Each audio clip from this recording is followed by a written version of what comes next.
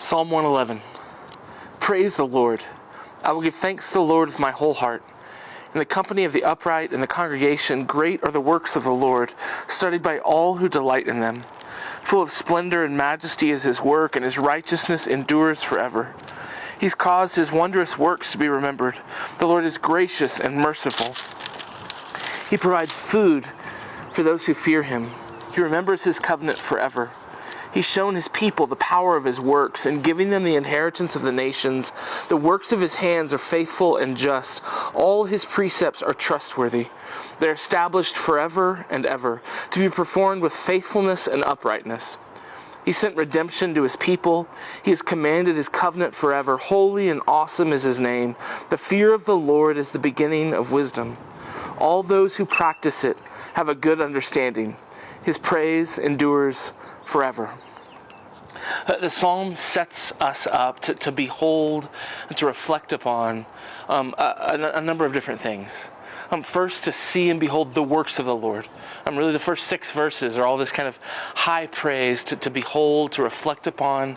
He says to actually study, to think about the works of God. And particularly the nature of those works. And listen to the kinds of descriptions it gives to the nature of God's works. That he's faithful and just. That his works are full of splendor and majesty. And they show us the nature and the character of God. When you study what God does, how he acts in history, how he acts throughout not only biblical history, but all of history, what you should see about God is that he's gracious, that he's merciful, and that he's powerful. That he brings these things about on behalf of his people and on behalf of his great name. So we should reflect upon what God has done, and we should reflect on what he's done in the scriptures, and the result should be, as he describes it here, a list of actions, postures, feelings that seeing and beholding who God is should create and stir up in his people. So listen to this. It should result in us giving thanks. We should be people who study his word, who study his great works in history, who delight in them, who remember them, who recount them to one another. In the Great Assembly, he says, I'm going to recount, I'm going to declare the good works of the Lord. That should lead us to fear. Twice in this psalm, the psalmist calls us to fear the Lord. That the fear of the Lord is the beginning of wisdom. It's the beginning of understanding the nature of life and how we're to live in the world. That we're to perform his precepts. That he gives these commands that are trustworthy and true and good, he says. Everything God commands is trustworthy, and therefore, in seeing and beholding his works, it should lead us to do everything that God commands.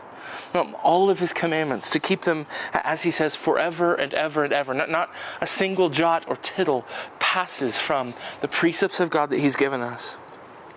And then last, to meditate on, to practice the fear of the Lord, and to fix our gaze, our eyes on remembering and recounting to one another the kinds of works that God has done. Oftentimes we can begin to think that what Christianity is for is primarily to kind of give us an orientation, some practical skills for living. And I think Christianity actually calls us into a beautiful kind of life, a glorious life, a good life, a life lived before God in obedience. But that all stems from, it grows out of a certain kind of soil, a certain kind of life. And it's a life that fixes its gaze on seeing and beholding God and what God is like before and above everything else. To see him, to reflect on him, to study his works, to listen to his precepts, his commands, and then commit ourselves in the fear of the Lord to delight in his works and to do everything that he commands.